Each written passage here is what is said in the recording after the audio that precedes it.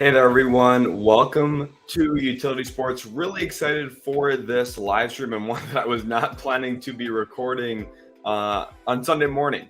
Typically, we don't see a ton of Sunday morning NBA trades, but hey, here we are. Jrue Holiday is now a Boston Celtic, and I'm super excited. If you guys are new to Utility Sports, make sure to leave a like and subscribe to the channel. And you guys know the drill already if you've been subscribed here. Smash that like button, make sure that notification bell's hit, and let's get into it here with this trade between the Boston Celtics and the Portland Trailblazers. Of course, due to the trade rules, Jrue Holiday had to be traded by himself. So he is headed to the Boston Celtics by himself. There's no other player, no other piece going with him. And in return, the Celtics are sending back to Portland, as you can see on the screen from Adrian Wojnarowski's reporting, Robert Williams, Malcolm Brogdon, a 2024 Golden State Warriors first-round pick, which I believe is top 4 protected, and then also a 2029 unprotected Boston first to the Blazers as well. So really, really strong compensation here for Jrue Holiday. And in totality, when we consider what the complete package is for Damian Lillard, this is exactly what I was talking about in my video this week about essentially what the Celtics are going to turn Jrue Holiday into. In the end, for Damian Lillard, received DeAndre Ayton, Robert Williams, 3 first-round picks. They still have Malcolm Brogdon to trade, which we'll talk about in this live stream as well. And Zach here says, hurts to lose Rob, but I see the vision. Great return for Portland. I believe that as well. Look, I like Robert Williams a lot. I think him coming off the bench for Boston would have been essential this year for some of their matchups with Milwaukee and Philadelphia. I thought that kind of gave them a lot of optionality and gave them a big advantage over some of those other Eastern Conference teams that don't have 3 good big men like Boston had. But at the same time, having 3 good big men makes him expendable in a deal for someone like Jrue Holiday, if that's the route they wanted to go. For me, I would not have went this route if I was Boston. I would have been a little uneasy about it because I think Robert Williams would have been great off the bench for them.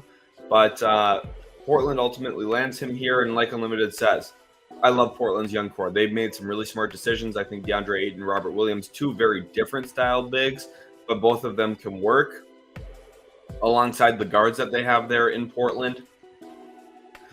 And Peyton here wants to know, what's the market for Malcolm Brogdon? And this is probably where we see them turn him into maybe a couple of second-round picks or a very protected first-round pick. I would be pretty surprised by that, though, given Brogdon's injury history. He was traded for a first-rounder last offseason when the Celtics acquired him from Indiana. I just don't know if I see him going for that same type of price, though, going forward. Again, maybe a protected first-round pick, but more than likely, I would assume 2 or 3 second-rounders is around the value to get a deal done, and then maybe some salary filler. I could see a team like the Clippers, who, yes, I know they weren't interested in Brogdon earlier. Maybe if it's, Marcus Morris and salary filler and a couple seconds, maybe the Clippers would really strongly consider that. Alex here, welcome to the stream. Alex says, well, Portland got the 2 picks I thought they would in this trade. Great return for Portland. I would guess they now trade Brogdon for a pick or 2 yet. Again, probably not multiple first-round picks. I'd be pretty shocked. Eric says, just came here to complain about my poverty. Hornets franchise, hopefully next season we actually attempt to acquire a bigger name like Holiday. Listen, I don't think Holiday would have been the player the Hornets need. His timeline doesn't match with LaMelo at all. And I'm not even a huge fan of this for Boston. I think this is pretty good for Boston. But listen, at this price point, I think it's best the Hornets did not get involved. Nick says, Woj said Portland is keeping Robert Williams. What do you think? I think the Spurs should try to grab him, to be honest. Yeah, Portland should be keeping Rob Will. He's an awesome player. Time Lord is going to be something that Portland Trailblazers fans haven't gotten to watch in quite a while. Thinking back to the last decade and a half or so, they just haven't had a true rim-protecting big man, a super athletic, above-the-rim finishing big man. You think, yes, they've had Yusuf Nurkic, LaMarcus Aldridge. They've had some talented offensive players on that end of the floor, but they haven't had a big rim presence, lob catching, rim protecting big like Robert Williams.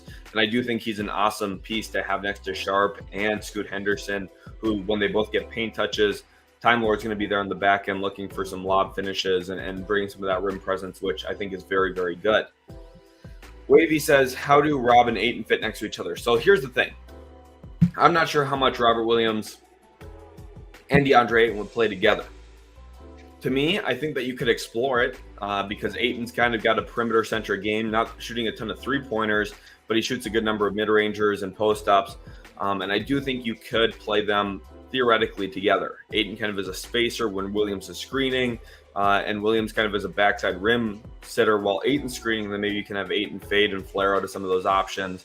Again, I don't think it's ideal, but what I now do believe is the Blazers for 48 minutes a night have really good center play.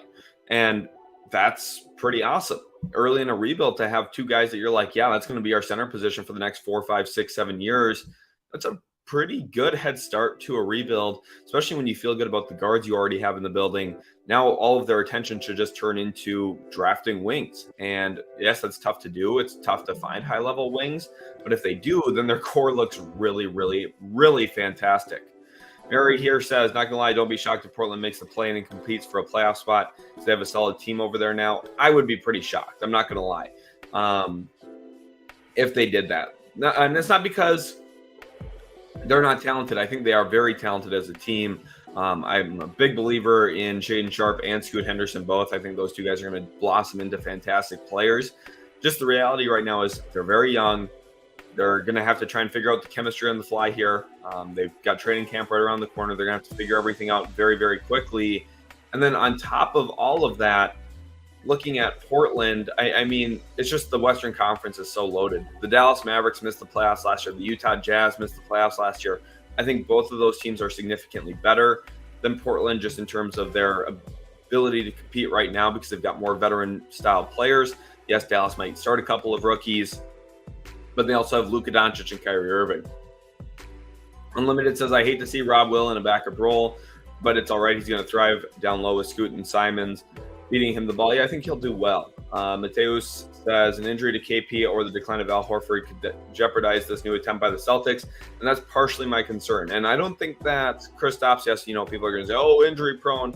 Listen, he's had some, yes, very serious injuries, but it's, he played 65 games last year and played over 2,100 minutes for the Wizards. He was very healthy a year ago.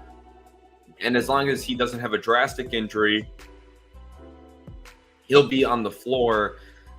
But Robert Williams was a guy who necessarily wasn't fitting Boston's style. I would like to see Boston go make a trade for some type of shooting big man now to be a backup.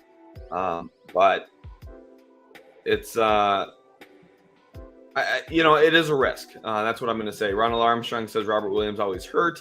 Yeah, but Portland's going to use him as a backup. So his role is going to be a little bit minimized. He's going to play less minutes likely, and he's going to be hopefully able to stay healthy that way. Sports Hulk wants to know, does Miami regret playing hardball? Well, Sports Hulk, thanks for the question here. Welcome everyone to the live stream. Make sure you leave a like on the stream. It lets me know I'm doing a good job. And then also subscribe to the channel for more NBA content like what you're seeing here. Sports Hulk says, does Miami regret playing hardball? I think the answer to that is kind of yes. Now, it's partially not their fault that they're playing hardball. They just naturally had less to offer than these other teams. They had less to offer than Milwaukee. They had less to offer than Boston in terms of good players and picks that they could give up. So part of them playing hardball was, hey, this is all we have to offer. So it's kind of like a double-edged sword there. Mateus says, oh boy, Boston Bucks Eastern Final is going to be lit. It's going to be fun. And I think one of the big benefits for Boston here getting Jrue Holiday is you now have a point of attack defender with Derek White that you can swap between during a series against the Milwaukee Bucks. For Damian Lillard, my initial assumption when that trade went down was that Boston would likely employ the combination of Derek White and Jaylen Brown on Damian Lillard. But now I think with Jrue Holiday, clearly that's your number one option to put on Damian Lillard. And then your secondary option, of course, then is Derek White, which is really, really good. You have two all-NBA or two all-defensive guards, which is, pretty incredible, right? That's very, very impressive. So they, the Celtics pivot off of Marcus Smart this offseason. And then in my opinion, they upgrade that here into Jrue Holiday, which is a very, very good situation for them. Derek says, who do you think would be the best fit for Brogdon? Just off the top of my head, I do like the Clippers here a bit for Brogdon. I know that there was the, situation where they backed out of the Brogdon trade earlier this offseason. That doesn't necessarily mean they're a bad fit for him, though. I just think that they were kind of concerned about his health, and if they could rework a deal that makes sense, I think that would work for them. I also do think a team like Toronto does make some good sense. Philadelphia, if they are looking for some more depth after a Harden trade, that's something I could see coming together. And then also, maybe a team like the Brooklyn Nets looking for kind of more stability at the point guard spot next to Spencer Dinwiddie. Joe Schmo says Celtics roster feels really flimsy now, relying on Porzingis and Horford down low. Really, yeah, that's the one thing I have a little bit of concern on is how do you match up with Embiid and Giannis? I'm a little unsure about that. Ron says Ayton's actually a power forward. No, he's not. But I think he has some skills that he can survive at power forward for a couple of minutes. I don't think he's a full-time power forward. Reason says, do the Clippers acquire Brogdon or Harden before the day is over? Probably not before the day is over, just with the way that Portland's been going about this. They've been very patient. Joe Cronin, in my opinion, has done a very nice job. He's gotten a massive asset haul. In fact, if we go look at exactly what their entire deal has been, this is the current tally. Portland gets DeAndre Ayton, Robert Williams, Malcolm Brogdon, Tamani Kamara, 3 first-round picks, 20 and 229, and 2 swaps. So they've gotten a ton of stuff here. If you look at the final collection of what they've gotten from Damian Lillard, this is why I think he's done a good job. They've gotten a ton of stuff here. Welcome everyone to the stream. Make sure to leave a like, subscribe to the channel for more content as well. We're planning on doing some free giveaways during the NBA season this year. Eris here says, isn't Boston losing a lot of depth on their roster right now? Many big contracts. They are. But, this is a 2-for-1 trade. Malcolm Brogdon hadn't really been around the team much this offseason after the debacle trade that went down with the Clippers. So it's understandable as to why they'd want to give up Brogdon in this. I think the tough loss is obviously Robert Williams. Old Crow, thank you for the 5. He sends, any chance that the Blazers move Williams to maybe the Mavs? Can Williams play time at the 4? Williams is definitely a true 5. Old Crow, thanks for this question. And the Mavericks would have been an awesome landing spot for Robert Williams. I think that his style of play, what he would have brought to Dallas, would have been a perfect fit with what the roster is looking for. If there was a deal to materialize, I'm sure it would be centered around one of either Olivier Maxence Prosper or Derek Lively, although I do not ultimately think that the Mavericks will get involved into this. I don't think the Portland Trailblazers will be moving Robert Williams. I think he will be staying ultimately with the Portland Trailblazers at this point. Mason here says, do you think there's any chance the Celtics can get Şengün? Absolutely not. I don't think the Rockets are considering that at this point at all. Mr. Rudy Poo says, Joe Cronin is in his bag and he's not done, Sheldon. That's what I've been saying. You guys know, if you've been watching, Blazers fans, you know I've been saying that a move off of Damian Lillard after getting pick 3 and Scoot Henderson did make a good deal of sense. And look, they still have Jeremy Grant to trade this season. We'll see if they're able to get something done. If I was a rival team, I would not trade for Jeremy Grant and his new contract. I would stay far away from that.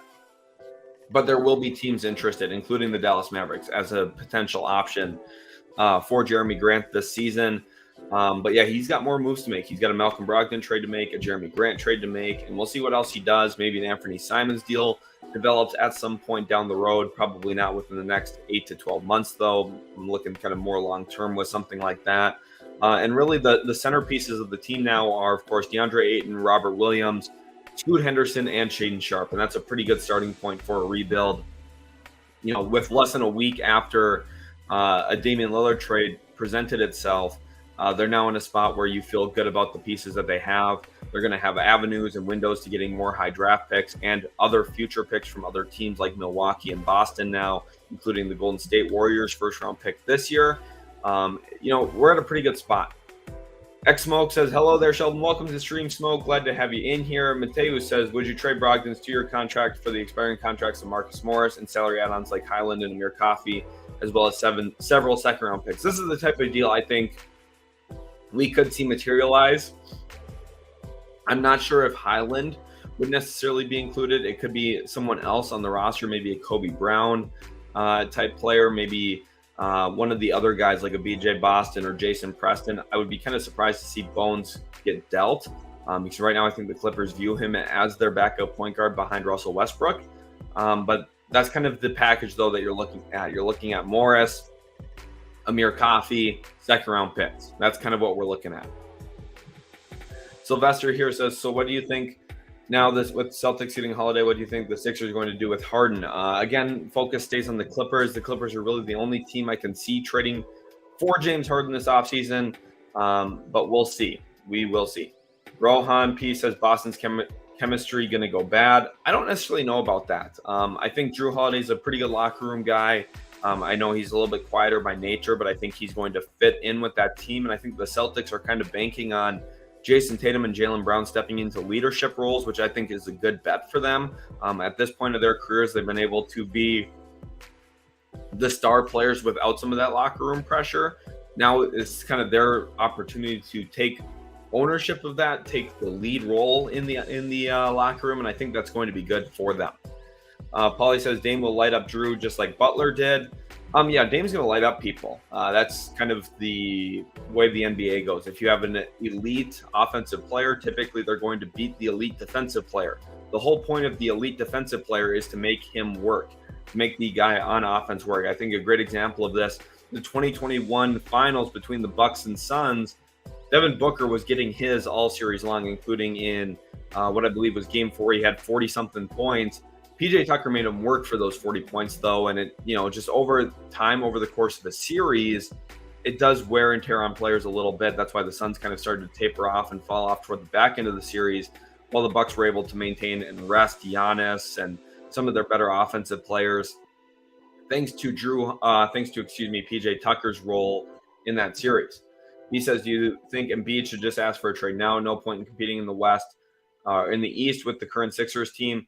Well, I don't necessarily think that. I think he's going to give it a really good shot this year. And then I think within 12 months, we could potentially see an Embiid trade.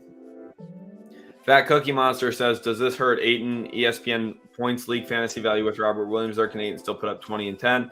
Yeah, he will. I don't think that Robert Williams is going to impact Ayton's offensive statistics. Sylvester here says Portland has done a good job right now. The draft stock he got, players that can play as well. Yeah, this has been a really, really nice job by Joe Cronin. I think he is doing a fantastic job. And Bars here says Cronin owns Pat Riley. To be honest, it looks that way at this point. He's done a very, very good job. Austin here says Jrue is not that much better than Brogdon. That is not true. Jrue is significantly better than Malcolm Brogdon. Ham Radio Live says Portland has done pretty well in return for Lillard. Still a Brogdon move to come. Ayton Williams III are both 25. Bigs and a lot of picks and pick swaps. Cronin did great. Yes, he did. I think Cronin did a very, very, very nice job. Corey Elwood said it's still nightmares what Jrue did to us when we were the 3rd seed. Yeah, Drew's had some very memorable playoff moments. Ham Radio Live says his name is Larry, by the way. Sounds like a good show. Well, thank you, Larry. Really appreciate you being in here. And I appreciate everyone stopping in here. 235 of you awesome people. I know, kind of a weird impromptu stream on a Sunday morning, right? Who would have expected that? I was not ready for a trade to go down today. I kind of thought maybe tomorrow, day after is when we'd start to really hear some serious buzz about a Jrue Holiday trade. Ultimately, it went down today. Don't mind. I was able to get to a stream, luckily. So very, very glad about that. Larry, glad you're in here. Make sure you're subscribed so you don't miss out on future content. Mr. Austin says, do you think Bulls or Knicks should go for Brogdon? I could see the Bulls going for it. I don't think the Knicks really make that much sense, given the style of play that they like to play with, kind of the usage of Jalen Brunson and Julius Randle. I'm just not sure if Brogdon's the player that makes the most sense there. Daniela here says at least Boston has a power forward that's always healthy. Oh, wait. Yeah, so that they're taking a risk, right? If the Celtics are healthy, if Porzingis is healthy, they're going to be really, really, really awesome. And if Horford can maintain his level of play, they're going to be really, really awesome. But if one of those two guys goes down, or if Horford's play slips, you're looking at a problem. And I'm not sure fully if this makes them better than Milwaukee. I thought they were better than Milwaukee before making this trade. Now I'm a little unsure. And it's just some of that front court depth that they had. Jrue's an awesome player. I really like Jrue Holiday. I think he's going to do some really nice things for Boston. But I'm not sure how this helps them against Philly, and I'm not sure how this really helps them against Milwaukee. Obviously, they're trying to prioritize getting a perimeter defender in this, but we'll see. We'll see. Mike Howard says Horford plays good defense on Embiid. Yes, but that's kind of factoring if Horford doesn't age at all, if he doesn't slow down a step in any way. Mark here says Blazers went from having center issues to having two solid centers. Go Blazers. Right, this is why this deal is so good. These are targeted pieces. Both Aiden and Robert Williams have long-term spots with the Blazers moving forward. I think it's very, very good. I agree. Portland will hold on to Williams III. I completely agree with that. Aquino Asia says Dallas would be great for Rob. Will, if we were confident in Rob Will's health. Yeah, and I just ultimately don't think Dallas is going to be able to get involved. I think Portland wants to keep him. Anderson says, what is the value of Brogdon? Well, first of all, Anderson, thanks for hopping in the stream. Glad to have you in here. Again, guys, make sure to subscribe to the channel for more content like this. But when it comes to Malcolm Brogdon's value, you're looking at a collection of multiple second-round picks, maybe a decent young player in there, and then salary filler. That's kind of what I'm expecting to be the return for the Blazers in a Malcolm Brogdon trade, which isn't bad. That's, pretty good type of compensation to get. So I'd be pretty happy about that if I was Joe Cronin and Mike Schmitz. Mateo says, basically the Celtics traded Marcus Smart, Grant Williams, Malcolm Brogdon, and Robert Williams for KP and Jrue Holiday compared to last season's roster and this season's roster. Yeah, it's pretty much true. They got 2 picks from the Marcus Smart Porzingis flip, and now they trade 2 picks as well. So they are kind of pick neutral with these moves. And, they've made a bet on them being able to compete with this top-end talent. I am a little worried about their depth, specifically at center. But we'll see how it plays out. I do think the Celtics have some interesting pieces, but I am kind of worried, like Rohan saying here, about the Celtics bench at this point, especially in the front court. Ben says Portland is going to win some games with the squad. What do you think about tanking? Or do they just want to win some games and see? I think they're going to win some games. I think they'll win like 30 to 35-ish games. It's just not good enough to make the playoffs, which is fine. That's what they want to do anyway. They want to be a bad team. Mateus here says, there was an interview yesterday with Brad Stevens saying that he wanted Blake Griffin back, and now it makes perfect sense for him to return. It does. I think if you're playing Blake Griffin in a playoff series in the year 2024, you're probably going to experience some issues. Hart here wants to know, do the Celtics sign Dwight Howard? He would make some sense in terms of his frame, physicality, size, helping them out a little bit, kind of filling some of the Robert Williams role. Obviously not the totality of that role, but some of it. I don't know if I necessarily see that, though, for a locker room situation. Smoke here says, I said to my friend who's a Miami fan, I bet we get Jrue now. And he was like, no, you won't. He ate his words, and I'm here for his funeral. I like that, Smoke. That's a little fun story right there, because I was at work actually talking some Bucks basketball, and I told all my coworkers immediately once the Dame trade happened, I told them, like, look, the package that Boston would send is going to include Robert Williams and Malcolm Brogdon, and I said, I don't know if I love that for Boston. They made that deal. I'm not sure if I love it for Boston. We're going to get some trade grades here in just a minute. BS Express, welcome to the stream. BS Express, love having you in here. It's the perfect team for him, but that hurt everyone else in the East. It does, but at the end of the day, too, Boston's taking a little bit of a risk here. So Mike Howard wants to know who wins in a 7-game series, Bucks or Celtics. I think the Celtics, if they didn't make this trade, if I was just live streaming in general right now, just talking generic NBA basketball, I would have picked the Celtics pretty handedly, probably in a 6-game series against Milwaukee. I liked their matchups a lot. I thought they had pieces that were going to be really, really nice. I thought Derek White's size advantage over Dame was going to be a really big offensive weapon for the Celtics, because if you look at what the Bucks would have had to do, you had to put Damian Lillard on one of White, Jaylen Brown, Jason Tatum, or Al Horford. You can't really put him on Horford, clearly. And I think, the other two, Brown and Tatum, are just death by decision if you do that. So it's, it came down to, he'd have to guard Derek White, who's way bigger than him and way more athletic than him at this point of their careers. This trade gives Dame a guy to guard a little bit more. Now, it's not like he's going to stop Jrue Holiday. Jrue Holiday is a solid offensive player, but size-wise, it makes a little bit more sense for Dame to match up this way. And I think talent-wise, I think the Bucks would be happier with this type of matchup. So, I don't know. Tony Madsen says, I've seen Giannis drop 55 points on Porzingis. Yeah, listen, Porzingis, I love Porzingis, really good rim protector. I think Porzingis is a great player. I love Porzingis. I'm the literal leader of the fan club. But at the end of the day, you're not stopping Giannis with Kristaps Porzingis. You're just not. Ham Radio here. Larry says, Blazers now with Scoot, Simons, Grant Williams. You have Jeremy Grant.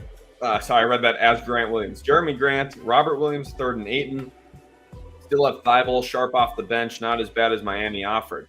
This is much better for them. They've done a really, really great job. And of course, no problem there with the mention at all. Team 24 Momo, who I believe is a big time Blazers fan, if I remember right. And here's what he says: "Oh, been a Blazers fan my whole life. Worst GM ever in history of the Blazers. If he didn't get this hauled in his job, if it wasn't already on the line, it would have been. Bro is horrible." Timeout Joe Cronin. I mean, listen, he inherited a lot of bad stuff. I don't think the Blazers were in a great spot 3 years ago. I think they're in a great spot now. So. King Kent says Boston gave up a lot. Yes, they did. I'm pretty shocked by it. I am pretty surprised. Mamiko here says, who would be the replacement for Robert instead of Al Horford? That's the thing. They don't really have that right now. I don't know if they have the depth at the front court spots that they should want to have. And this makes me wonder if they're going to play a smaller lineup. All offseason long, I've thought, hey, the Celtics are going to play two bigs. They're going to start Horford and Porzingis. They'll bring Robert Williams in, likely for Horford early in the game. Horford will go to the bench, and then later sub back in for Porzingis, and that's how their first quarter rotations would have went, in my opinion, based on what I expected the team to do. But now I don't know if they can start Al Horford because they might need Al Horford to be the backup center. And if that's what the bet they're going with, then you're really reliant on Porzingis and Al to be really, really good and really, really healthy, which maybe they will be, but maybe they won't be. And that's a big concern. That's a really big concern for me.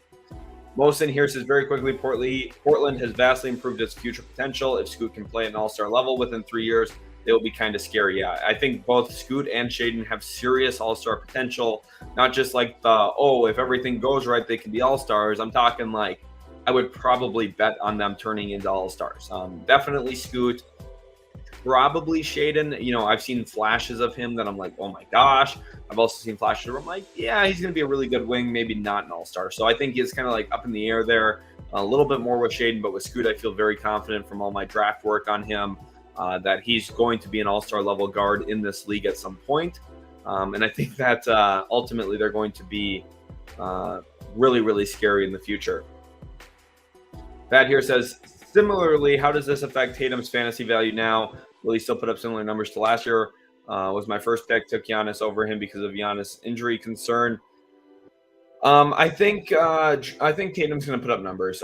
Maybe not 30 whatever points a game. Maybe it's going to be like 29, but he's still going to be awesome. Old Crow, thank you for the extra 5. Really appreciate you. Old Crow has 2 donations in there already. Really appreciate that. He says, if you get time, can we get some of the season preview shows redone for the teams in these large trades? Yeah, I'm going to try and work on that. Of course, I have a Celtics one up on the channel. Luckily, I did not record a Bucks or Portland Trailblazers one yet. I will get to those as soon as I possibly can. But of course, there's been so much movement. I've been kind of hesitant to record because I didn't know exactly where a game was going to go. And now I'm going to try and hit overdrive here because the season starts in just like 3 weeks. So I've got a lot of work to do. I'm going to try and get as many of them done as possible. The original goal was all 30 teams. We'll see if I'm going to be able to get that done. That's very, very ambitious, but we'll be working here. We'll be working on this side. CL Oracle says, happy that Jrue is out of the West. Yes, that's very, very good for Western Conference teams. Steve here says, I'm new. I just subbed and gave you a thumbs up to support your great content. Well, Steve, huge shout out to you. Let's get some Steve hype down in the chat. Let's comment. I'm going to throw one comment in there myself. Let's get W Steve in the chat. Just like this. This is how I want to see it in there, guys. Make sure to give Steve some hype because he definitely deserves it for being a new subscriber. If you're a new subscriber, let me know right now in the comment section as well. We can get you some hype in this comment section. Jake here says, I want Brogdon for Ball in our first back. That's not bad. I don't know if Chicago would do that. That seems like a lot to pay for Malcolm Brogdon, Jake. But listen, I know you're a big-time Blazers fan, always have been. I know you've been in the comments for a long time, Jake. Really appreciate you being in here again. And if you were able to pull that off, it's a Joe Cronin masterpiece, because my goodness, would that be good for the Portland Trail Blazers. Micaiah here says, I like to see the Blazers wheeling and dealing like this. It's a nice change. Fat says, similarly, how does this affect? Okay, we talked about Tatum. Talon Martin says, I think Williams to Houston makes sense. Udoka is in Houston and wanted to sign a different type of big to go with Şengün. I do think Robert Williams makes a lot of sense with the Houston Rockets as well. Just ultimately not sure if we'll actually see that move come to fruition or not, especially given the fact that the Rockets did go sign Jock Landale this offseason. Heard Blake's retiring. Yeah, that's a real possibility here. Raphael wants to know Nerlens Noel to the Celtics. That is a pretty solid option, and I definitely could see that kind of coming to fruition here in the next coming days. I think that, of course, the Celtics and Bucks are two teams to watch now on the minimum market. Mark here says, do you think Jrue is in a better situation as last year, same or worse? About the same. Now, he's not in quite the situation to put up the same numbers he put up last year, where in games that Giannis was out, Jrue Holiday kind of ran the offense for the Milwaukee Bucks, and he did a really great job. I think had a really fantastic statistical season for himself, and showed out in a lot of ways. Jrue Holiday is a very, very, very good player. In Boston, they're not going to ask him as much to be a scorer, obviously, with Tatum and Brown. Porzingis is there. He's probably the number 3 guy in terms of touches looking to score the basketball. But Jrue Holiday, this is a great situation for him to win. And it's probably a real advantage for them to have him as their, 4th or 5th best player, depending on how you rank him and Derek White. This is really, really good. Really, really good for Boston. Not your average 10K says that's a dumb trade. Why would they trade Rob Williams? Financially, that's what they had to do. That's the salaries. That's the way it worked. Yesterday, or not yesterday, but the other day when I recorded a potential trade, this is what I had on my stream. Let's go ahead. Let's turn this off for a second. This was my trade package. Jrue Holiday for Robert Williams. I know it's probably backwards. So Robert Williams, Malcolm Brogdon, Peyton Pritchard, and a 2024 Golden State Warriors first. So relatively close. No Pritchard in the deal. They did get actually an extra first-round pick, which is pretty good. I think that's a lot to give up for a guard in his 30s, but that's what Boston opted to do. I wouldn't have made that trade if I was the Celtics, to be honest, but Fat here says I have a brilliant idea. They should trade Horford for Robert Williams. That would be pretty nice. Kirk here says, a Blazers fan for life. Great trade. Love Mike Schmitz. Fire, get more draft picks. Listen, Mike Schmitz knows how to pick, so they're doing a good job. Raphael says, would you trade Horford for a couple of pieces, most especially bigs? I would not trade Horford. I just don't think so. Nate here says, do you think the Bucks or the Celtics are better? I think it's a real coin flip right now. If you would have asked me yesterday before this trade, I would have said the Celtics. I think Jrue Holiday is a fantastic player. Make sure to go give us a follow on Twitter, by the way, guys. I'll put the link into the description right now. We're super close to 1,200 followers on Twitter, so make sure you guys go give us a follow there. I'll be shouting out whoever sends a follow. But as of today now, I would have to say the Bucks and Celtics are almost equivalently tied. I thought that Williams gave them a huge advantage in that series coming off the bench, but we'll see. Mario says, what's up, Utility Sports? Is Jeremy Grant staying in Portland? There's a strong front court with Rob and Ayton. Grant has to stay in Portland until I believe at least it's either December 15th or January 15th. I don't recall which date. If I had to guess off the top of my head, it would be January 15th, which means if we do see him traded, it would probably be really close to the trade deadline in February. Mike Howard says, how much of an upgrade is Jrue Holiday over Marcus Smart? He's a significant upgrade for sure. Old Crow says, W. Steve, turn up and come hang out in the Discord. You guys heard it. Make sure to go join the Discord. Link is in the description for the Discord. Willie wants to know why hasn't James Harden been traded. It's because this is how Daryl Morey operates. He's going to be very, very patient. Team Mobo says, I love the Blazers, bro. Love the team and how it's going. Just what he got back for CJ, Norm, and more doesn't sit right with me. Also, he lied to Dame. No matter what you think, if you know, you know. Listen, I understand that, but you have to realize too, when he traded C.J. McCollum to the Pelicans, I thought he was going to get a lottery pick out of that. Then the Pelicans, they finished technically 10th in the West, but they won back-to-back play-in games and made the playoffs, and then all of a sudden the Blazers didn't get a lottery pick that year that they would have gotten. So that kind of significantly and drastically changes the value of the CJ McCollum trade, because the Pelicans had the 5th worst record in the league when they made the trade. They went on a little bit of a run with McCollum, got back closer to 500, and then wiggled into the playoffs through the play-in, which is pretty incredible. So I can't really blame Cronin for that too much. Obviously, the Norm trade I don't think was good for them. Completely agree with you there.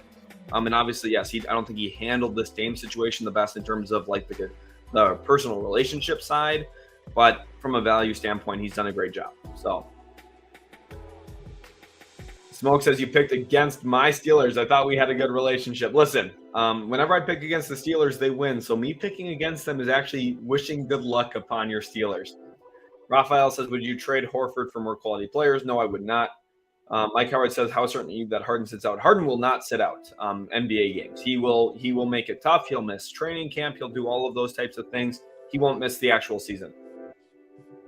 CL Oracle says, Jrue Holiday stripping Booker in the finals is my nightmares. Yeah, well, yeah. That was an incredible play by Jrue Holiday that basically put the nail in that series, honestly. DJ Khaled says, who do you think is winning in 7 now, Boston or Bucks?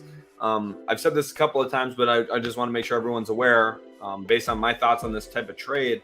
If you would have asked me yesterday, I would have picked the Boston Celtics in 6 games, probably. Ask me today, and I think it's a toss-up in who wins in Game 7. Listen, people are going to say, oh, Jrue Holiday makes them better, because Jrue Holiday is a more recognizable name and obviously has, high-end experience, not only in the playoffs, but being a top 3 player on a team, right? Robert Williams, more of a role-playing type of player, as a big man, except I think he was an essential piece for Boston in trying to slow down guys like Giannis, Bam Adebayo, Joel Embiid. And because of that, I'm a little worried now about the Boston Celtics, although I think Jrue Holiday is a fantastic player. I don't know if he's the fantastic player that they needed. Remember to go give us a follow over on Twitter. Miko says, W Steve. Let's get some W Steve in the chat. Love that. Mateo says, article from Woj, Brogdon will likely be a part of additional trade talks upon his arrival in Portland. Absent another trade, Brogdon will start the season with Portland. Yeah, I think he'll be traded, though, of course. Paulie says, Bucks are better, of course. Listen, I think it's going to be a great series. As NBA fans in general, you got to be pretty excited about that potential matchup. Appcatch here says, all this for the Heat to beat the Bucks or the Celtics in the playoffs as a 6th seed. I still do think Milwaukee is very liable to a potential loss to the Miami Heat. Now, Dame definitely helps them put up more points. But if you go back to the Heat-Bucks series, Duncan Robinson was shooting practice jump shots during games because of Brook Lopez's drop coverage against Bam Adebayo's dribble handoff. So it's there's still flaws for Milwaukee trying to defend Miami. Miami went from averaging not very many points in the regular season to all of a sudden scoring 130 a game in the playoffs, which typically that doesn't happen. Most playoff scoring situations go down. Miami turned up because they face a bunch of teams with drop coverage bigs like Brook Lopez. And last time I checked, Milwaukee still has Brook Lopez. Secular Monk says, what do the Heat have to think right now? The Heat still have a good roster. People are going to point the finger at Miami and say, oh, they didn't get a Dame deal done. They didn't get Jrue Holiday. They're stupid. Listen, they still have Kyle Lowry. Kyle Lowry, yes, regular season kind of rest, doesn't play his best style of basketball, but he makes big plays in the playoffs. And Jimmy Butler steps up big time for them. Bam Adebayo is a very, very, very, very good center, especially on the defensive end of the floor. Miami's still good. People are going to laugh at Miami. I think Miami's still a very good team, so we'll see. Robert says, I don't understand the Celtics. Robert Williams, Grant Williams, Brogdon, Smart for Porzingis, Holiday. Boston went from a top defense to an average defense. I don't think so. First of all, Jrue's a better defender than any of the guys they gave up. Now, I could argue Robert Williams is a more impactful defender because his defense is around the rim as rim protection, which I do think is very important. Boston averaged, I believe, the 7th most blocks, maybe the 6th most blocks last year in the entire NBA. Obviously, Williams is a big part of that for them. They do have Porzingis now to block some shots, but I thought the combination of Porzingis and Williams was going to be kind of deadly on the defensive end of the floor.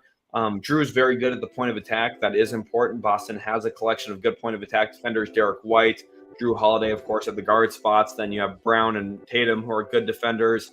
Porzingis is a good defender. Boston's going to be able to defend. It's just, we'll see. We'll see how it goes. Gary Bankston says, I would love to see Holiday shut down Dame in the playoffs. I would too. I just don't know if that's what we're going to see actually happen. No More Kings 1 says, great stream, long time no see. Welcome everyone to the stream. No More Kings, glad to have you in here. I love seeing everyone in here. I'm going to update I'm going to refresh the YouTube here and see how many likes we're at, because it better be a lot, guys. Sunday morning stream. Let's get the vibes right in here. Let's smash that like button right now. Mateo says, will Reggie Bullock sign with the Bucks? I could see Milwaukee. I could also see Boston. Philadelphia does make some sense. I think the Clippers exploring a Reggie Bullock signing would be sensible as well, giving them another kind of wing in case they do trade a guy like Marcus Morris or Robert Covington. Brent Burnett says, how can Boston trade 2029 pick when they do not have a 2028 with Stepien's rule?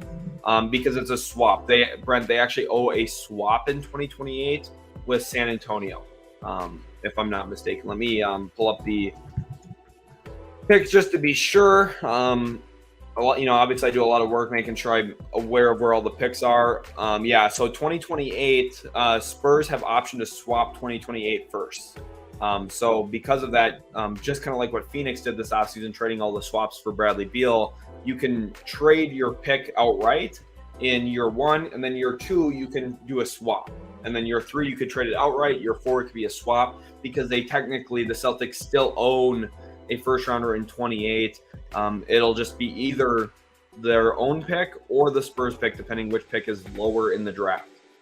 Mark Hoffman says, tanking, smaking, we are playoff bound, go Blazers.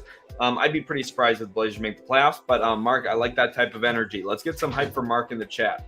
Host to Horror says, Blazers might not be that good, but you're definitely getting dunked on. Yeah, they've got some bigs. And Host, the one thing I'm going to say too, you're gonna realize this pretty quickly through the year. DeAndre Ayton doesn't like to just go dunk the ball. He's got a finesse style of inside play, very talented inside player, really good post fade, has some nice touch on some mid-range jump shots, but I think you'll be a little frustrated at times because Ayton doesn't just go dunk on people when he has the physical frame to probably do that. Robert Williams will go throw it down on people though, which is fun. Brent says Blazers are an unknown, but could be a surprise. I think that if we're kind of giving them like the benefit of the doubt, they could be like the Utah Jazz last year, where they just have a really good season, maybe don't make the playoffs, but a really good season and an entertaining season to watch. Dan Arrive says, Bucks were winning and basically in control in that Miami series. It just collapsed every fourth quarter. Dame will take care of that. I understand that perspective, but you just can't give up 120 plus points every single night to Miami. Miami was not that good of an offensive team in the regular season. And Milwaukee just gave them open shots every single game. So I don't see that changing with Brook Lopez. Now we'll see what Adrian Griffin does, right? Maybe he plays a little bit more hedge and recover. Maybe he plays a little bit more of a blitz defense. I'm not sure what he's going to do yet. We haven't even seen him be a head coach for a single game in the NBA. So that maybe solves some of those issues. But if you want to talk about being basically in control, you're not in control of the series in any way when you're down 2-1, when you're down 3-1. You're not in control. They never had a lead in the actual series. They got down 1-0 after Giannis got injured in the first game. Second game, they come back, tie up the series, but then from there on, they didn't have a lead. They didn't have a lead the entire series. So they definitely were not in control during that series. Maybe during some games, it felt like they were in control, but they were never in control of the series. Robert says Smart was Defensive Player of the Year, man. Yeah, that was undeserved, Robert. That was not – Robert Williams was the better defender on his team that season than Marcus Smart. Marcus Smart did not deserve that Defensive Player of the Year. And if you want to use an award as, this guy was the best defensive player, listen, random people at ESPN and Yahoo and all these people vote on awards. So, you think that they watched all 82 Celtics games? Definitely not. National media doesn't watch 82 games of every single team. I'm not saying I do either. I would consider myself part of national media with the way I run this YouTube channel.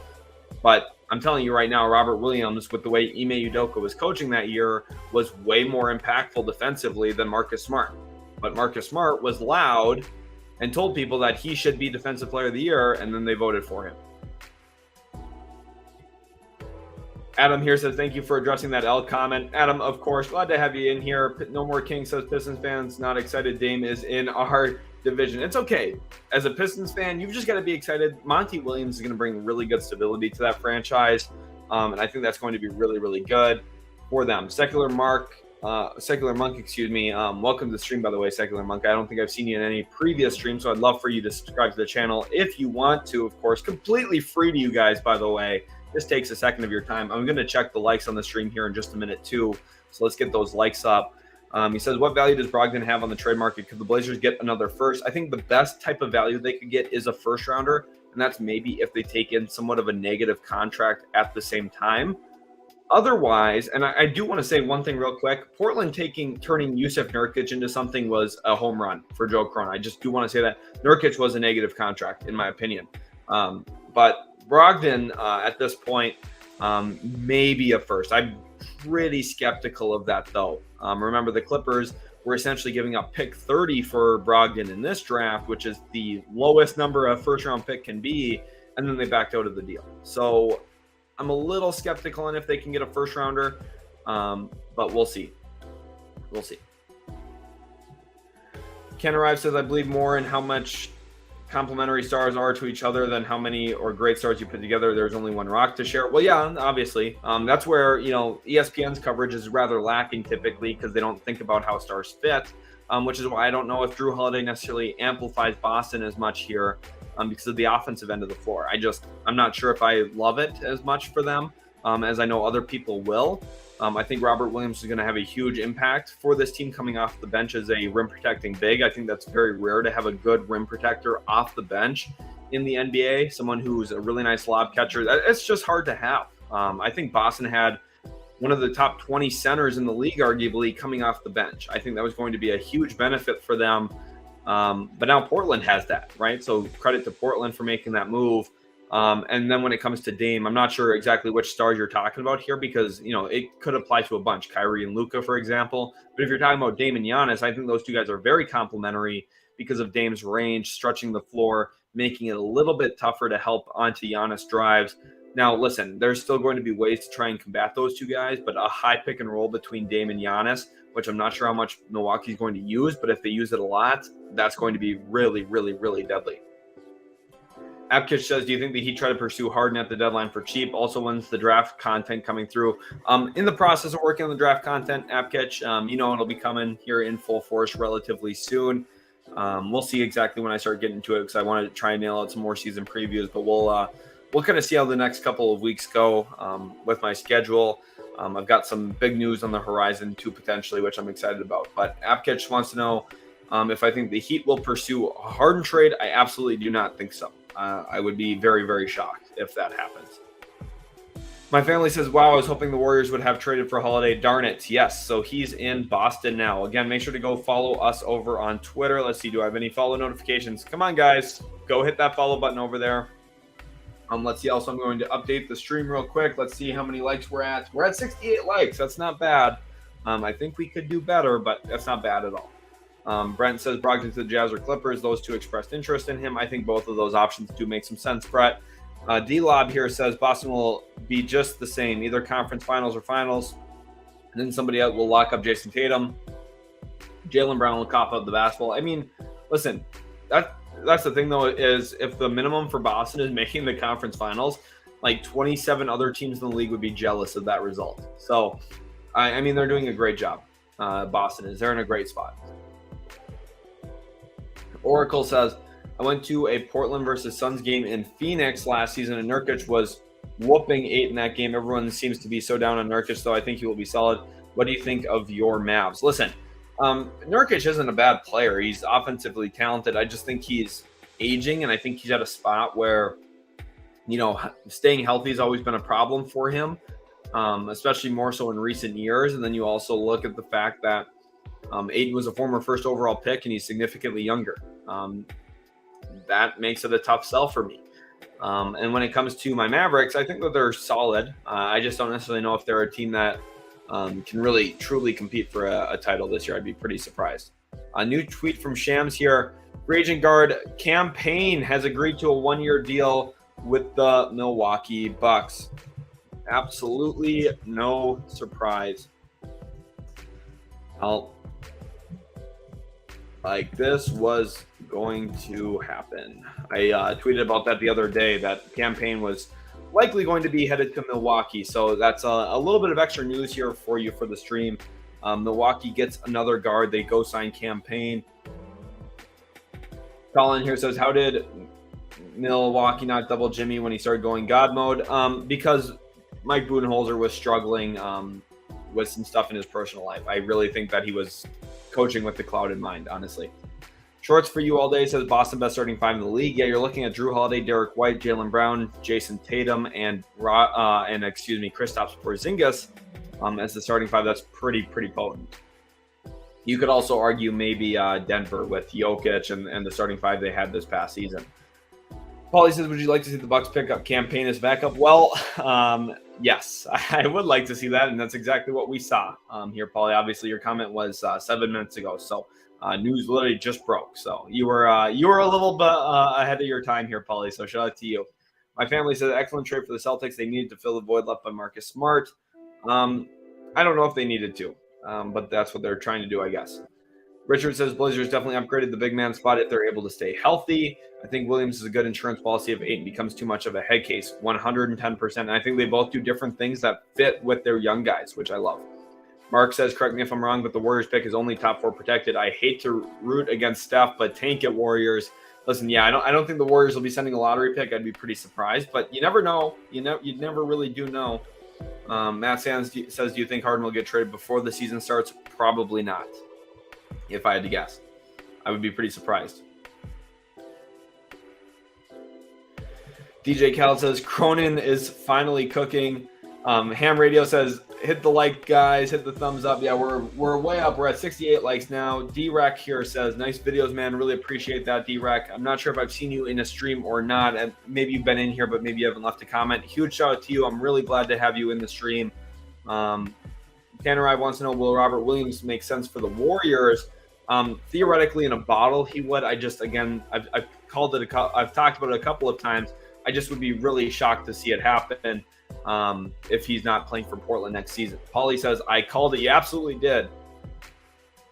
Oracle says, dude, Cam Payne going to the Bucks hurts my heart. So gross. Yeah, CL Oracle is a Suns fan, so he's a little sad about that. Team Momo here says, watching Ant Simon so much and seeing him get the keys is good, bro. Can hoop, but he put it last season, even though it feels like people forgot about him and made the trade about Dame and Scoot. Yeah, Simon's going to be able to put the ball in the hoop for sure. Ham Radio here says, what I enjoy about listening to you is you sound like you know what you're talking about without sounding like a know-it-all. Keep up the great work. Well, I appreciate that. Obviously, that's one fun thing about this is try and give my perspective, my analysis, without making it like, oh, I'm 100% right. At the end of the day, like maybe Jrue Holiday plays in Boston way better than I'm expecting, and maybe the Celtics just perfectly click. And that's the thing is, this is all projection. I'm using all of my logic, everything I know, all of the film I study, all of the analytics, all the data I look at, and I'm putting it together into a picture that I understandably feel like I can reasonably share. And I hope you guys see that. Now, it doesn't mean that, people come in my comment section and say, oh, this guy's an idiot if he thinks this. All of my stuff is backed up by data and film and reasoning. But it doesn't mean I'm always right. So that's something to keep in mind. And there's nothing wrong with being wrong. I mean, probably my biggest example of being wrong is before the draft in 2018, I thought Trae Young was going to be kind of a bad NBA player. I thought he was going to be too little, and I thought he was going to turn over the ball too much. Completely wrong. Trae Young's a very, very, very, very good NBA player. And I don't have any problem admitting when I've been really, really wrong like that because it happens. I mean, I don't know if you guys know Kevin O'Connor, but he literally thought Killian Hayes was going to be the best player in his draft class over Anthony Edwards. I don't think I've had anything quite that bad. That's pretty terrible. You're bound to have some things wrong. But I try my hardest to cover all 30 teams with as much detail and accuracy and precision as I possibly can. Ralph here says, who's Celtics center now? That would be Porzingis. Time Lord, if healthy, was one of the best centers in the NBA. I think Jrue is already declining. I think Jrue is declining a little bit as well. I think this year we'll see it a little bit more. I don't know. I just don't love this trade for the Celtics as much. Let's get to my trade grades. I'm going to give Boston a B+, and I'm going to give Portland an A+. I think Portland absolutely knocked this one out of the park. This is a phenomenal trade for them.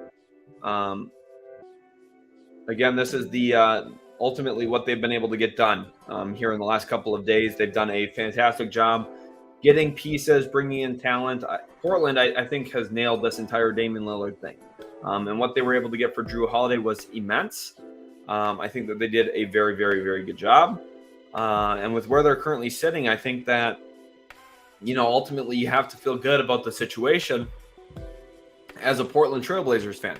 And from the Celtics perspective, listen, sometimes I'm harsher. I think a B+ is fair. I think that this does, in my opinion, make them worse in certain matchups. I think it's going to be tougher to play against a Giannis and a Joel Embiid and a Bam Adebayo in certain situations, especially dependent on Horford's play this year, if he takes a step back or not due to age, and if Porzingis can stay healthy or not. If Horford's great again, and if Porzingis is healthy and great, this is a home run for Boston, and this maybe turns it into an A- type of trade. But if Porzingis goes down with a significant injury, knock on wood, because no one wants that. I love watching Porzingis play. Let's get some good vibes in the chat to keep him healthy this season. And if Al Horford doesn't look quite the same, then this could potentially be like a C- trade for Boston, right? There is some serious risk here for the Celtics. They give up 2 picks. They give up a player in Robert Williams that I would not have wanted to give up. It's tough. They gave up a lot. Again, this is the deal. Jrue Holiday traded to the Boston Celtics for Robert Williams, Malcolm Brogdon, and 2 first-round picks. That's a lot to give up for a guard in his 30s. But we'll see. James Stein says, so much talent everywhere, need to expand the league. Yes, I 100% agree, which is why I'm about to share with you guys. Let me see. How do I share this? Here's a video link. This is a great question. NBA expansion video. So I'm sending a link in the chat right now. I really recommend checking this video out. It's kind of an NBA expansion video. Now, listen, the rosters have changed a little bit since I've recorded. It looks a little bit different, obviously, in reality, but this is a huge video here covering NBA expansion. It's about an hour long, and it has mock teams with brand new logos and stuff. It's new jerseys, all that kind of stuff. It's got a bunch of great expansion details. Talks about the rules of expansion. So James, really recommend checking this video out. Okay, it's down in the comment section right now. Mike Howard says KP has great rim protection. Maybe couldn't have played him and Robert Williams at the same time. Oh, I definitely think you could have. I think you could have played Porzingis at the 4. Now, I would have done that sparingly. I think Porzingis is best off being a center. That's one positive about this trade for me from Boston's perspective, is it means they view Porzingis as a center, which I think is very, very good. But I think him and Williams could have played a bit together. They have different offensive skill sets, and defensively, they would have been big and lengthy, and I think it would have been really, really fun. My family here says, any thoughts on Warriors trading Kuminga? I would just be shocked to see that happen. Ralph here says, I agree with you. Not a good trade indeed. Porzingis plays like 40 games max. Well, he played 65 this past year, and he played 2,100 minutes. They lost a good center. They really need to get a very good defensive rebounding big. Listen, I still think that they need some help. I don't think this is great for Boston. Like I said, Hotline Bling here says, Hotline Bling is a good song is what this guy's saying. Okay, a little bit of Drake hype in here. He says, Bucks get an A+++. Sheesh. Listen, getting Damian Lillard is really great. There is some serious long-term risk for the Bucks, I'm going to say. Jrue says, who's better, Bucks or Celtics? In my opinion, I think it comes down to a coin flip. 7-game series, whoever has the ball last, probably who wins the series. Or maybe whoever's defending last, right? Like maybe whoever gets the stop at the end of the game. But I think it's going to be a really, really fun competitive series. If you would have asked me yesterday, I would have picked Boston. I would have picked Boston in probably 6 games. I think Boston, I understand the calculated measure to get Jrue Holiday. I don't necessarily know if it makes them better. Old Crow says, any chance at a 76ers Blazers Clipper trade involving Harden, Brogdon, Powell, or expirings?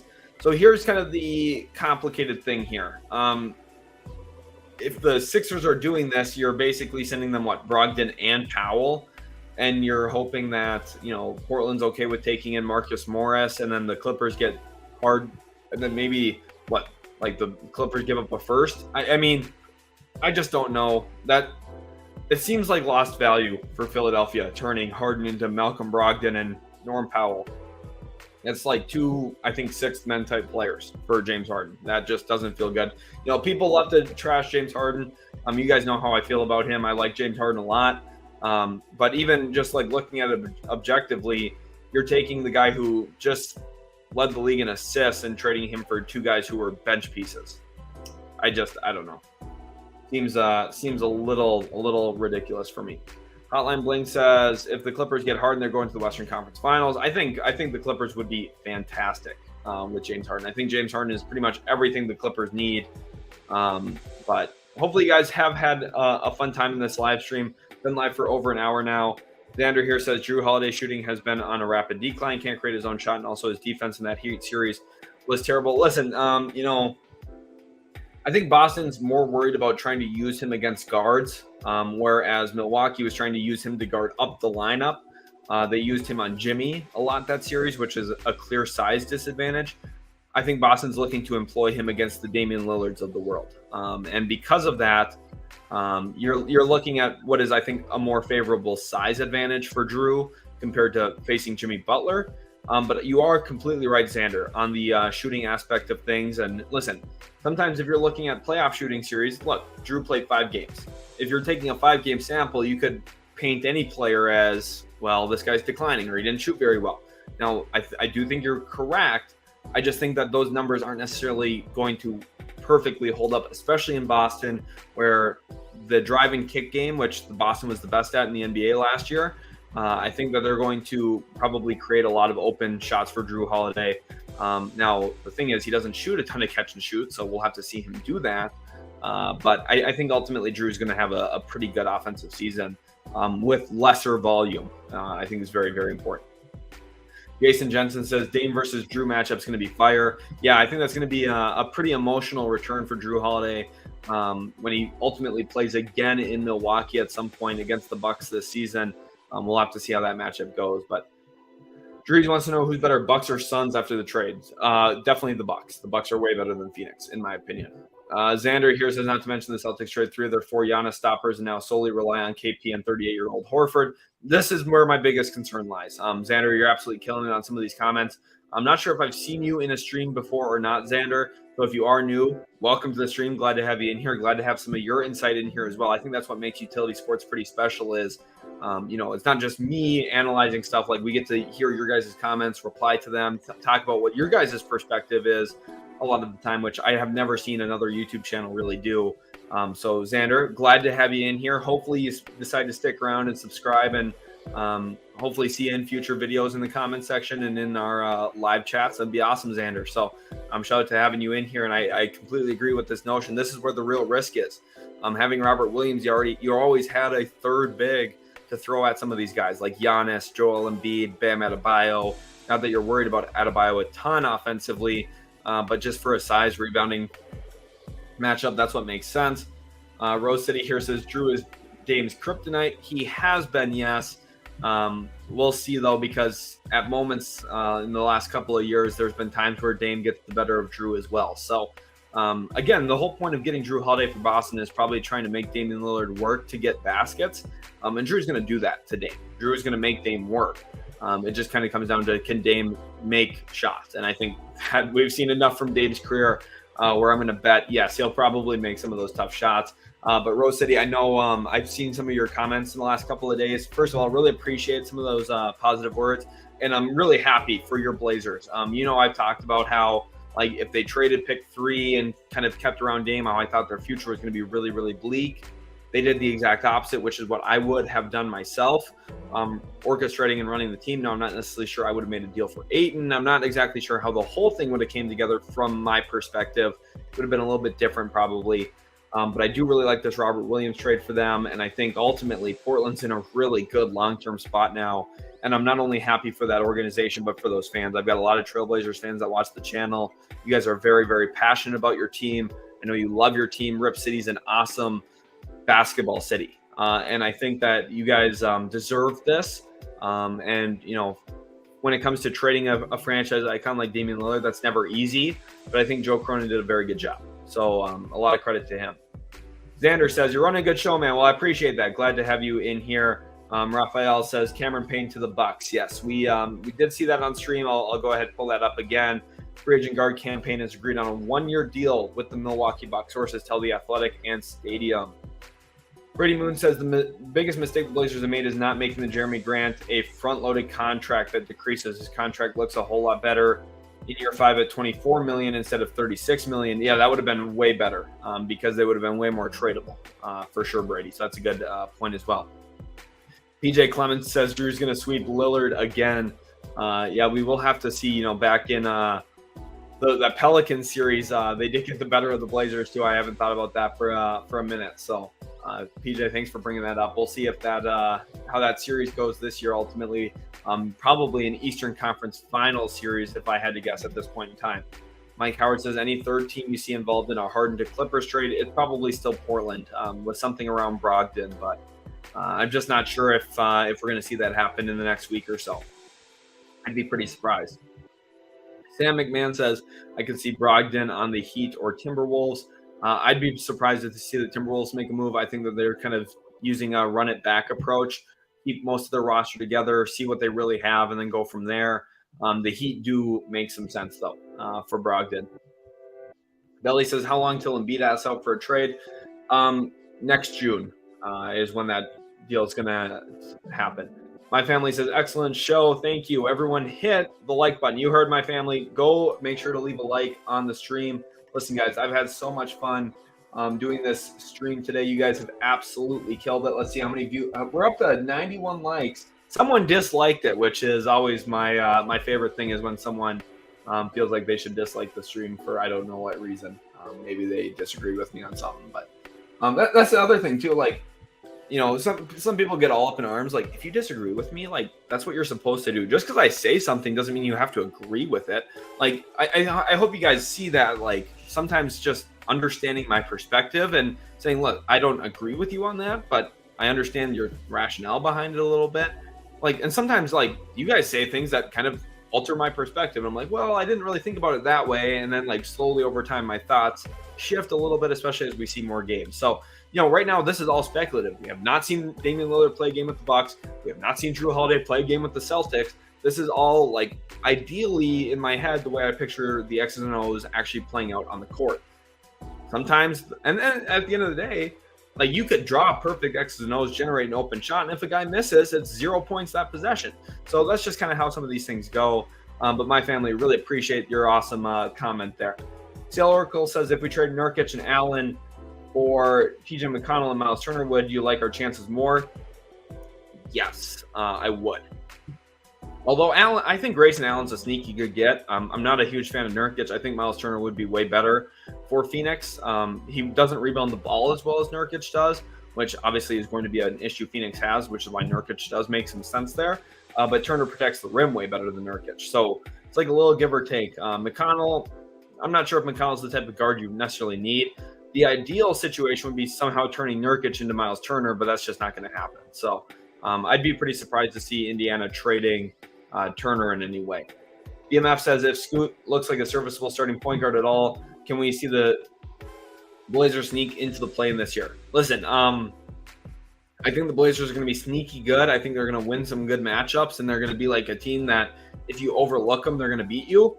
But I don't think they're going to be a play-in or playoff team. And it's not necessarily like their fault. If we just like listen to the Western Conference here, let me pull up NBA standings.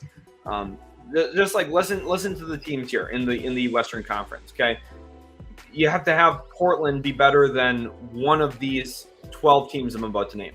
Denver, definitely not. Memphis, definitely not. Sacramento, definitely not. Phoenix, definitely not. The Clippers, definitely not. The Warriors, definitely not. That's 6 teams. The Lakers, definitely not. The Timberwolves, definitely not, I would say. The Pelicans, definitely not. Last year, they had like a nightmare season in terms of injuries for Ingram, McCollum. All of those guys missed a ton of time and played injured. They still finished with 42 wins. The Pelicans are way better. The Thunder finished with 40 wins. They're adding Chet Holmgren. The Blazers are not better than the Thunder. They're just not. And then you have the Mavericks and Jazz yet, which, maybe the Jazz, right? Maybe. I don't think you're better than a Luka Doncic, Kyrie Irving combination in Dallas. So no, my answer to that is no right now. But who knows? If there's some crazy injuries this season and maybe DeAndre Ayton unlocks another level. Who knows, right? Again, this is speculation. But I would be very, very shocked to see the Blazers in the play-in this year. It doesn't mean that I don't believe in their future. It doesn't mean that I don't believe in Scoot Henderson or Shane Sharp, because I do. I think 3 years from now, the Blazers could be really, really fantastic. And I think actually the best thing for them this year is probably missing the playoffs and getting a pretty good pick again. If you could get a Matas Buzelis type player in this year's draft, you're sitting pretty well. Or someone. I mean, there's a lot of options. Alex Sarr could be really, really good for Portland. I mean, they've got a lot of pieces. So in this draft that I think could help Portland long term. So I'm not super worried. Belly says, like the video and sub to the channel. Well, Belly, huge shout out to you. Let's get some Belly hype down in the comments section. Old Crow here says people get trapped in echo chambers. I always appreciate a counter opinion. Exactly. That's the best thing that you can have, is when people disagree with you. And hopefully it's just respectful disagreement. Like, hey, I think you're wrong about this because, instead of, hey, you're an absolute idiot, which I see a lot of those comments. They always make me smile because it's just usually funny. Because usually the person saying that then says something else. Like I had one person in YouTube telling me that I was stupid because a trade for Jrue Holiday had to be 1-for-1, where only the Blazers could get one player. And I just flat out knew that wasn't correct. That's just not the way that the NBA rule works. And and then in the comment, the guy was like, there's so many examples of that throughout history. Do you do any research? And I responded to him saying, look, Chris Paul got traded from Phoenix to Washington, and then got retraded to from Washington to the Golden State Warriors this offseason. And the Wizards got, not one player, they got 2. They got Jordan Poole and Baldwin as well, Patrick Baldwin Jr. So, it was pretty funny to me because he was talking about, do you have any research at all? And I was like, dude, you're literally overlooking the most recent example of this that we have. So it's always fun when you get comments like that. Sam says, do you think Harden attends training camp? Definitely not. David here says, I like your analysis. Keep it up. Appreciate that, David. Glad to have you in the stream. Really, really appreciate you. Brian says, big Blazers fan who hasn't watched Time Lord hardly at all. Can he play alongside Ayton, or will they split minutes at the 5? I think that they're going to try splitting minutes every once in a while, or not splitting minutes. I think they'll try playing them alongside each other every once in a while, but I don't think that's something you can do for more than like 3 minutes at a time. I would be pretty shocked if we see that frequently. And if they do it frequently, I don't expect it to be that good. But I do think that if they try it sparingly, there could be specific matchups you take advantage of, where Ayton gets a post-up advantage against a smaller power forward, for example. Or you have Robert Williams setting screens and rolling to the hoop, getting switched on by guards. And those are pretty advantageous moments. But defensively, I don't know if that's going to work very well. So mostly I see them splitting minutes at the 5. I probably see Ayton playing about 30 minutes a night. And Robert Williams playing about 22 minutes a night, which if you do your math, that's 52 minutes of game time for only 48 minutes at the center spot. That means, again, I'm kind of projecting they will overlap for about 4 minutes a night or so, give or take. And maybe Ayton some nights plays 28 minutes because of foul trouble, and then Williams plays like 26 or something, right? Jason Jackson says Portland is better than Oklahoma City. No, they are not. Go watch Shai Gilgeous-Alexander. SGA would be the best player on the Blazers by a country mile. Ken Arrive says, greetings from Puerto Rico. Well, glad to have you in the stream from Puerto Rico. That's also the awesome part of YouTube, right? People are watching from all over the world. I get people watching from the Philippines, people watching from Puerto Rico, like this example, people watching from Spain, Portugal, all over the place. So always so fun to see people. So bienvenido al canal de Utility Sports. Ken Arrive, glad to have you in here. Jason Jensen says, anyone trading for Grant would require a desperate team hoping for the finals at the trade deadline. My Dallas Mavericks. Not sure if you guys can make out what I said there, but I'm kind of joking about my Mavs. BMF says, I see Ant dropping 25-ish, Ayton dropping 20-ish, Grant dropping 20-ish, and our defense for the Blazers could be the real deal. Call me a blindly optimistic homer, but I think that team is better than Utah and OKC. Listen, I like the hope, and I do think the Blazers have nice pieces and they're going to have a fun season. I'd be surprised if they're better than Utah or Oklahoma City, but BMF, I'll be cheering for you. Okay, I'll be rooting for you. Foy here says, I wouldn't be surprised if my Blazers flip Malcolm Brogdon for another young player or a first-round pick. Yeah, I think a young player, maybe a few seconds, maybe a really low-end protected first, far out, something like that, I could see happening. Oracle here says, my Suns were a heavily favored contract towards Beal away from not getting him and possibly being worse this season. We were so lucky there. Who's your favorite in the West and East? Right now, I'd have to say it's a coin flip between Boston or Milwaukee coming out of the East. I think we'll have to see ultimately what happens during the season. Right now, I'd love to have a definitive answer. Boston wins because, Milwaukee wins because. I don't have that. I had that yesterday. I felt very confident, but Boston would win in a series yesterday. But Jrue Holiday here, I don't know. I think Jrue Holiday makes them better at some things. I think losing Robert Williams makes them worse in some areas. So because of that, I'm a little cloudy now in my judgment between a Bucks and Celtics series, and that's just my honest answer. I would love to just say this team wins because, but I just don't feel that in my heart right now. And when it comes to the West, my favorite probably just the Denver Nuggets. It's not the sexy pick. It's not the flashy pick. Yes, they lost Bruce Brown, but I think Christian Brown will step up in a bigger role this year. Peyton Watson will step up. It's not, again, that's not the flashy pick. They just won the finals. I know it's kind of lame, but that's just the way I feel. So, it's not that other teams. I think the Clippers could be a dark horse. I think the Suns, if everything clicks right for them, they could be in a really good spot.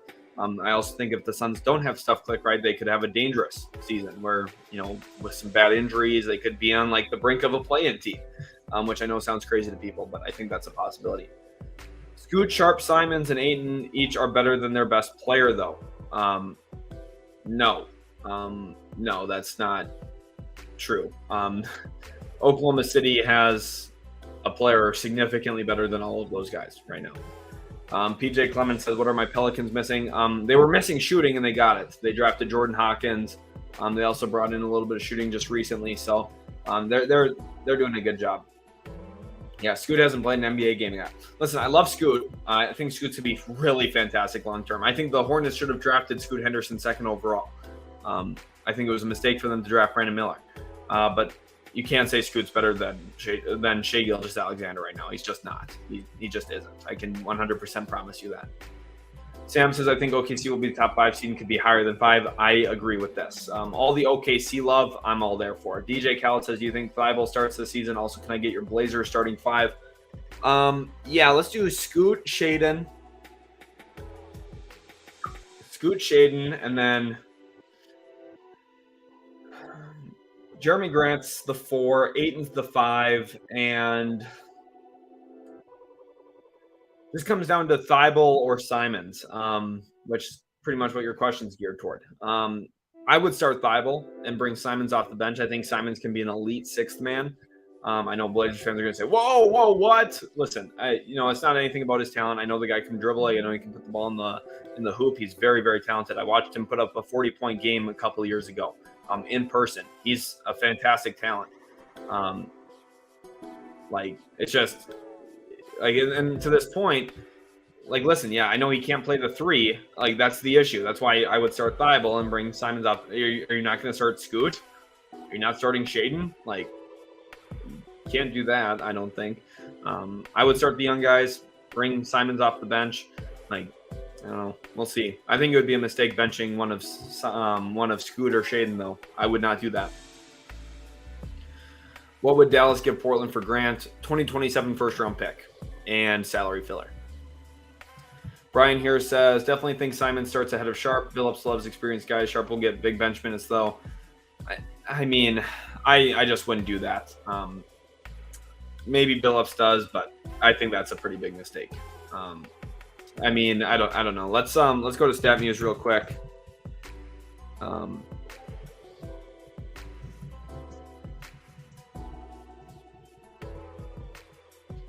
pulling up something for the stream real quick. Shaedon Sharpe started 15 games last year. Okay.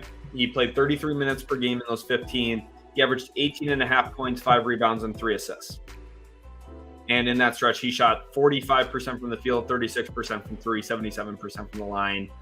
Yes, the team was bad. They got blown out a decent number of times. They got blown out by Golden State to end the year. They got blown out by Sacramento. They had some big losses in there, but they also had some okay wins and some close losses. So it's like, I don't know. I just think that if you don't start Sharpe, you're making a mistake.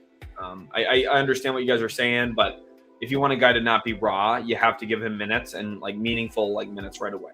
And then like if he's not doing stuff, then you bench him, right? But start the year, he should start, I think. CL Oracle says, what do you think for Phoenix starting 5 and bench? I feel like we have so much flexibility that it's hard to predict. So Nurkic is the 5. Durant's one of the forwards. Beal and Booker are the backcourt, and then it just comes down to, do you want to start Josh Okogie? Do you start a play finisher like Keita Bates-Diop? Like, does Grayson Allen find a way to start? I don't like that. I think Allen should come off the bench. I think Eric Gordon should come off the bench. But, that's kind of the thought for me. Supersonic, glad to have you be a member. Let's get some Supersonic hype down in the chat right now. Let's go W Supersonic. Let's get some hype in there for joining as a member to the channel. Super, super helpful. Really helps support the channel, so really appreciate you. Zachary Wilkinson says, what about point guard Scoot, shooting guard Simon, small forward Grant, power forward Rob, center Ayton? I just can't see that happening. You're gonna get killed doing that. You can't start both Williams and Ayton. I just don't think that's tenable. And then for like, here's my counter is like, what if you just do Scoot, Simons? Is there any way you can see Shaedon being a small forward? Like, I know he's not huge, like he's not like 6'8" or anything, but like, he's 6'6". It's not like it's tiny, and he's so athletic. Like, do you just start all 3 of them? I mean, and bring whatever off the bench, bring Thibault off the bench. I mean, I guess. Belly81 says, if you're Jimmy Butler, would ask him to be traded be a good move for him? No, it would not be. He's going to stay there in Miami. I think Sharpe and Scoot are future superstars, but I'd be scared Simons get mad. I mean, if Simons gets mad, I don't care. I really just do not care about Simons getting mad at all. I don't know. I'm a little bit lower on Simons than everyone else, but I think he's a very talented player. At the end of the day, like, you need to focus the development of Scoot and Shade. Raphael says, how about Bullock to Boston? I like that. I think Bullock should go to Boston. We got some W's in here. Look at that. I love seeing that from McMains, Jalen, and Belly as well. Thank you, guys. Steven Russell says, do you think they trade Malcolm, Williams, and or Ayton? No, Ayton and Williams are going to be core pieces for the team this season. I think they do trade Malcolm Brogdon, though. Yeah, BMF. Yeah, this is kind of what I was like getting to. I wasn't like, when I was naming the starting lineup, is like I was trying to name like the guys that I thought were locks. Then it came down to like Simons or Thibault, and I would just probably opt for Simons, I guess, but like not as the small forward, right? But just like combo backcourt. Jalen Real says, can you give me your predictions for Amen Thompson now that KBJ will no longer play for the Rockets? So I don't know what Amen's going to do this season because I don't know how many minutes he's going to play per game. I think he should play a lot. I think Ime Udoka is going to love him. I think Amen Thompson, for me, I would have drafted Amen Thompson before Brandon Miller, and I would have considered him above Scoot. And not that I would have drafted him above Scoot. Hear me out. Scoot was number 2 on my big board behind Victor. But Amen Thompson was a really, really, really close 3, like really close. And I think a potentially higher ceiling even because he's bigger. He's actually just more athletic. And he's got really functional basketball athleticism. It's not like he just jumps high. He jumps high with the ball in his hands. He moves laterally extremely well, both with and without the ball. He's a fantastic dribbler. He's a phenomenal passer. I think he was the best passer in this year's draft. I think Amen's going to be really, really, really good. And if you're a Rockets fan, he's the guy that I think him and Jalen Green. Like, listen, I know the Jalen Green love's not there. I know people are like, oh, inefficient shot. He didn't have anything around him. He had a shooting guard playing point guard and Kevin Porter Jr. It was just a nightmare from the beginning. Amen Thompson and Jalen Green can be such a good backcourt together. I really think that they could be one of the teams to watch. Like, and I'm not saying that like, oh, well, there's a bright future there potential. I'm saying like Houston could be really, really, really, really, really good. And I'm pretty scared of that.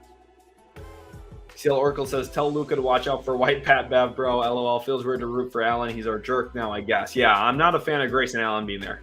Devin Booker is probably going to put a bounty on Luka Doncic's head next time they play. So we'll see. Oracle, it's funny because our teams have so much beef, but I feel like you're always so fun in the comment section. So BMF says, crazy part of this whole sharp positioning conversation is that when he went off last season, he was playing the 1. Yeah, that's true. Like, well, the thing is, like, basketball, like, being the 3 doesn't mean you don't have the ball, right? Like, the thing is, I think Scoot will predominantly have the ball this year. That's what I would do. I think he's the best decision maker on the team currently now that Damian Lillard's not there anymore. But at the end of the day, you can be, I mean, the point guard's not going to have the ball all 48 minutes of the game. So should the Lakers consider trading Anthony Davis? No, they should not. I think Amen could take Fred's starting spot this year, says Sam. I'd be kind of surprised to see that, but next year it's going to be his job. M Radio says, nice work. Keep it up. Lots of young teams like Houston, Detroit, and Portland building for a brighter future. Fans of those teams, stay patient and look at what OKC has done. Exactly. Larry, thanks again for all your comments in today's live stream. I am going to be wrapping it up here live for about an hour and a half. Jason says, I think Sharp expects to come off the bench. He might. I mean, I don't know. I think Sharp should start. I would be pretty disappointed if he's not starting. Steven Russell says, is there any moves Miami can make to put them back into title contention? I think they're around title contention right now. Getting Brogdon would help as a depth piece, but I don't know. That's not really their MO. So DJ Cal says Grayson about to smack Luka up when they play. Oracle says, I think the Lakers are so overrated. I hope our Mavs and Suns show them up consistently. I hope so too. Not cheering for the Lakers this year. And yeah, often injured AD is only good for 50 to 75% of the season. That's correct. That's correct, Corn. So shout out to everyone who's been in the stream. I am going to wrap things up here. Thanks again so much for watching. Go check out some of the other videos on the channel, specifically this one. This is an expansion. Amen Thompson actually gets talked about in this video. So go check that one out right now. Or otherwise, just go check out some of the other videos on the channel. We've got some fun videos. Here's a Houston Rockets video. Let me try and get this link here for you. If you guys are looking out for some Rockets videos, here you go. This is a Houston Rockets season preview. Would really recommend checking that one out. BMF says, thanks, dude. Randomly logged on because I'm hyped on my Blazers hitting the follow. Appreciate that, BMF. It's been awesome having you in here. You always have some great comments, obviously. And I love that you challenged me a little bit too on some of my thoughts. So really appreciate that. Appreciate you, Oracle. Appreciate you, Larry. Glad to have you guys in here. And we'll catch you guys in the next Utility Sports video.